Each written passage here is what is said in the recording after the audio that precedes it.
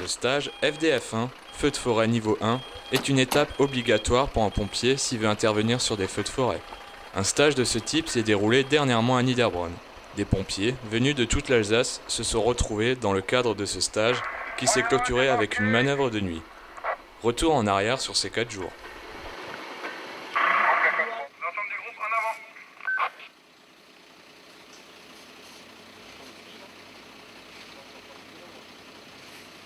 C'est un stage qui dure 36 heures, une journée de pratique, enfin de théorie, 3 journées et demie de pratique, dont une manœuvre de nuit. Donc, point d'eau, 7 secondes. Écoute, sinon on redescend, on va nous voir à la piscine. Hein. Voilà. Ouais, piscine. Et là-bas? Les consignes sont données, la première manœuvre peut commencer. Dérouler 400 mètres de tuyaux sur une pente raide. Hop!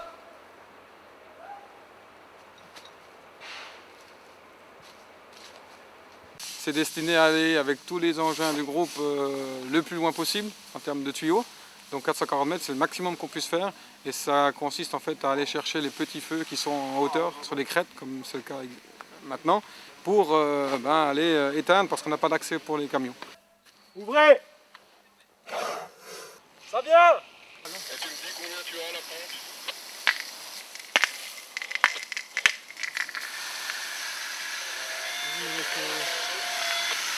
Donc pour information, la manœuvre est finie, donc on va procéder au rangement. Vous rejoignez le groupe et on procédera au complément des tonnes tous ensemble. On démonte, on roule.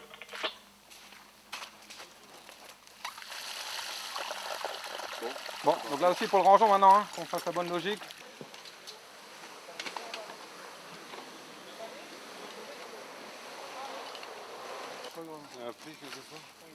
Pour les pompiers, le rangement du matériel est primordial. Si les tuyaux sont bien rangés, ils n'auront pas à le refaire par la suite. Cela représente un gain de temps important.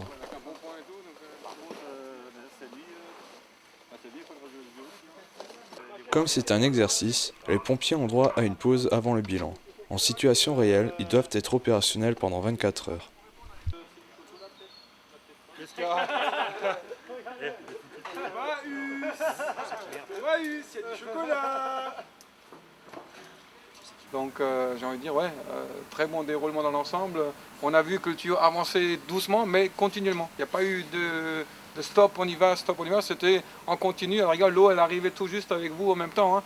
Et on a même remarqué là aussi qu'en termes de pression, on était vraiment largement, je dirais bon, on avait 14 bars, 14 bars. 15 bars et en haut, ça crachait bien. Donc vraiment un bon établissement qui était efficace et qui aurait pu faire son boulot si ça avait été en vrai cas. Donc, bien. Le bilan terminé, les voilà repartis pour un nouvel exercice. Une manœuvre d'autodéfense active.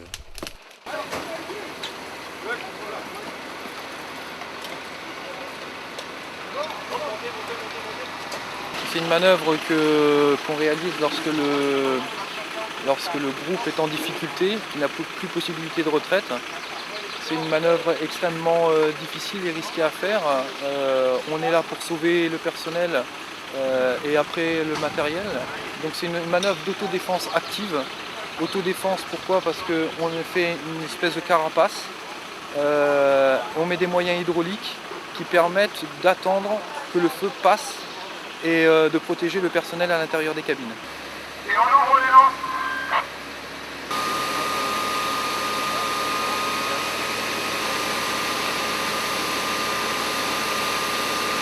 Les pompiers sont polyvalents. Débroussailler un arbre qui bloque la route ou construire un barrage pour alimenter leur camion en eau doivent faire partie de leurs compétences.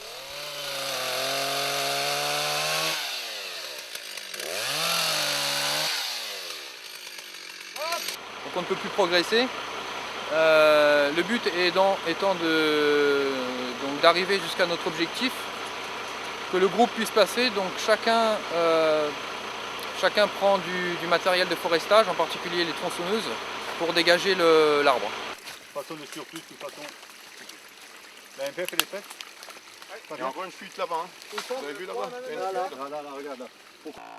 Cette vanne est utilisée pour pomper de l'eau. Grâce aux tuyaux, l'eau est stockée directement dans les camions et pourra être utilisée pour éteindre d'éventuels feux.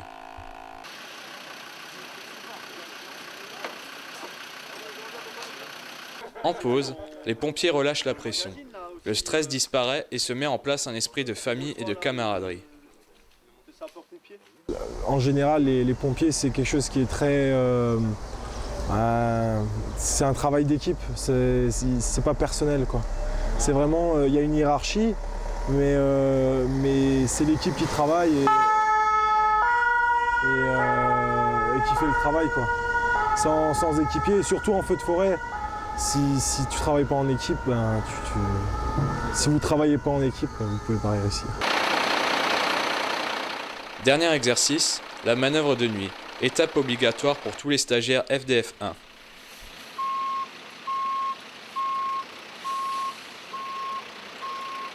plus fort possible. Tu la lèves et tu dois pratiquement avoir le poids sur les hanches. Allez, c'est bon. Parce que sinon, jusque là-haut, tu vas faire chier. Bon, après, moi j'en aurais plus si jamais ça va pas. Moi j'avais vu autre chose encore, c'était ça là, mais c'est beaucoup plus long. Non, elle est trop longue. Ouais. Tu restes sur la première décision, mais je valide.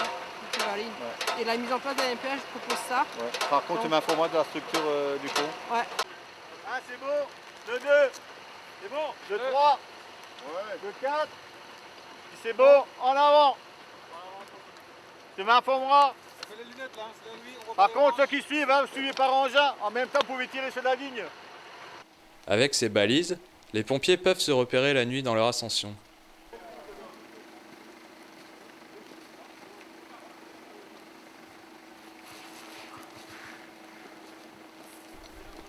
Chacun de ces tuyaux contient 60 litres d'eau. Avant d'ouvrir la lance à eau, il circule jusqu'au sommet 1500 litres d'eau d'une extrémité à l'autre des tuyaux. Tu passes le matos d'abord. La manœuvre terminée, il faut redescendre les 400 mètres de tuyaux jusqu'au camion.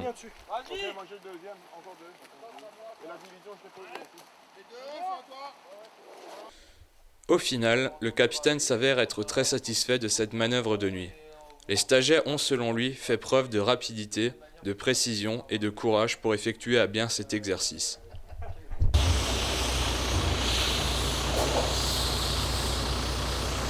Après une nuit de 5 heures, les pompiers se retrouvent pour l'ultime épreuve du stage, un examen écrit. Impression de ces 4 jours? C'est physique. C'est déjà le métier de pompier, c'est physique en urbain, mais là, quand il faut commencer à grimper avec quelque chose sur le dos, tirer la lance, ce qui pallie à cette charge physique, c'est le fait qu'on travaille en équipe. Et ça, c'est vraiment ce qui m'a plu dans ce stage.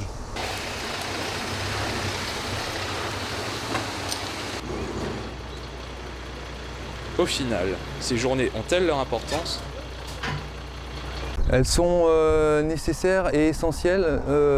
Pourquoi? Parce qu'on forme les sapeurs-pompiers à ce que va être leur activité sur le terrain.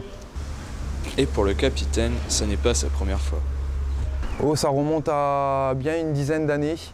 C'est maintenant un stage qui est bien rodé. Leur diplôme FDF1 en poche, les stagiaires sont maintenant formés à intervenir sur les feux de forêt, en espérant que cette situation ne se présentera pas dans la région cet été.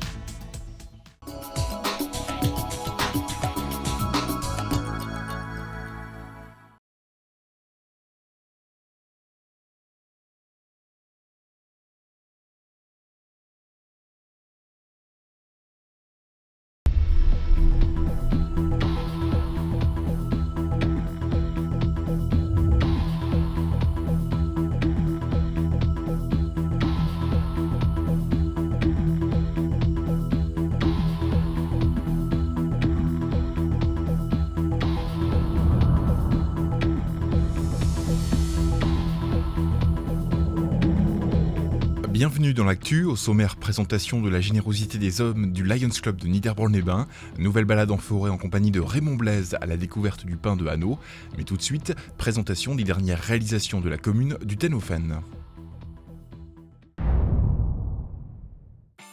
À Utenhofen, la municipalité a inauguré en juin dernier au cœur du village son nouvel atelier municipal et l'aménagement de 21 places de parking. Pour mener à bien ce projet, la commune a investi au total 265 868 € avec le rachat du terrain, de la grange et du matériel pour l'atelier, dont l'acquisition d'un tracteur. Une réalisation qui s'est fait attendre, mais du côté de la mairie, on s'était fixé des objectifs. Ça sert à quoi d'avoir une mairie ici, d'avoir une salle ici, tout au centre du village, et après vous construisez un atelier à l'autre bout du village. Et ce qui était très important, c'est que c'est quelque chose qui était attenant à la mairie et qui sera attenant à la mairie j'espère, pour toujours. Destiné essentiellement aux activités communales, ce bâtiment comporte un bureau, une salle de bain, des rangements pour l'outillage et annexé à ceci un local destiné au stockage de matériel des associations. L'un des autres points importants a été de conserver le cachet ancien du bâtiment lors de sa rénovation. C'est un investissement très lourd. Je ne sais pas si à Utenhofen on a déjà fait un investissement de cette ampleur. D'autres projets comme le ravalement de l'église et la réception d'un futur lotissement viendront alimenter la vie des 180 âmes que compte aujourd'hui la commune.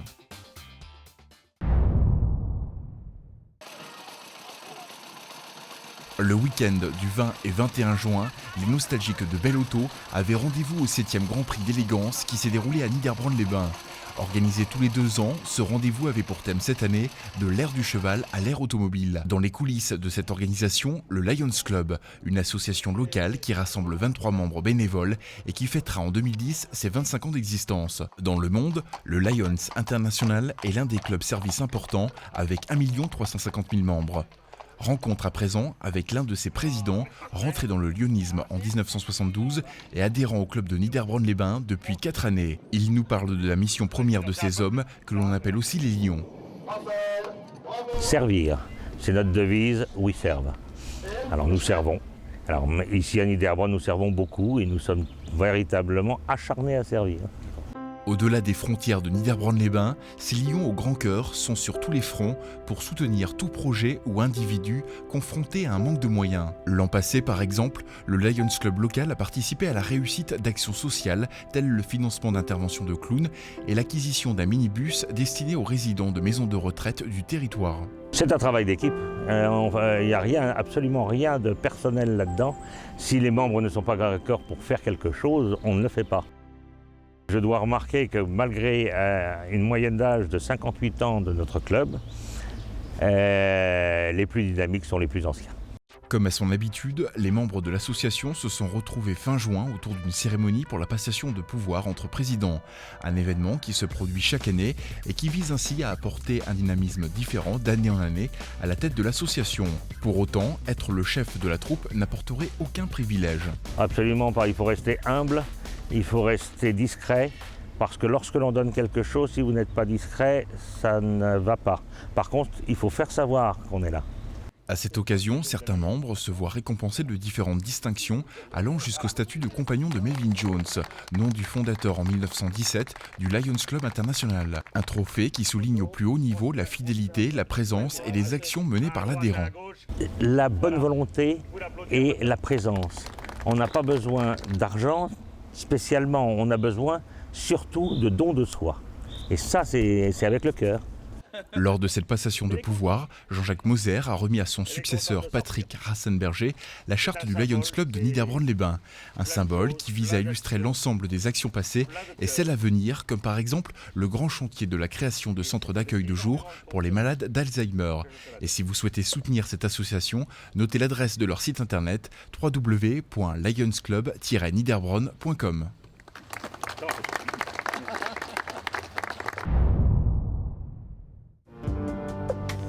Reconnaissable par sa haute silhouette et l'aspect brun-orangé de son écorce, le pin sylvestre prospère dans nos forêts sous 2 formes. Le pin sylvestre de Hanau et celui de Haguenau. Présentation aujourd'hui de la plus noble des 2 espèces, le pin de Hanau. C'est un pin qui a 2 aiguilles par gaine et qui est saumonné sur la partie supérieure et une écorce grossière vers le bas. En général, plus la partie saumonnée descend, plus le pin est de qualité. Si ce pin est aujourd'hui utilisé comme bois d'œuvre pour la fabrication de portes ou de fenêtres, il a connu à l'ère industrielle un tout autre usage. Dans le temps, il était très utilisé pour les bois de mine car on étayait les galeries uniquement avec du pin, pour la bonne raison que ce pin prévenait avant la rupture et c'était un gage de sécurité. À observer les grumes de pin, on peut y lire bien des choses, notamment la valeur de son bois. On voit l'importance du bois de cœur dans la grume, c'est-à-dire il y a très peu d'aubier et un bois de cœur très développé avec une belle couleur, ce qui fait la grande qualité du pin de Hanau. De croissance rapide, le pin sylvestre peut atteindre 45 mètres de haut et vivre plus de 500 ans. Pour permettre la perpétuation de cette essence, des zones de régénération naturelle sont réalisées. C'est-à-dire on a éclairci le peuplement, on a apporté de la lumière et on a laissé les graines levées. La partie là étant grillagée, c'est pour pouvoir obtenir un mélange feuillu, c'est-à-dire pour protéger les chênes et les hêtres qui se mélangeraient à la régénération obtenue de pin. Et pour en savoir plus sur le pin sylvestre, rendez-vous la semaine prochaine avec la présentation d'une espèce de plaine, le pin sylvestre de Haguenau.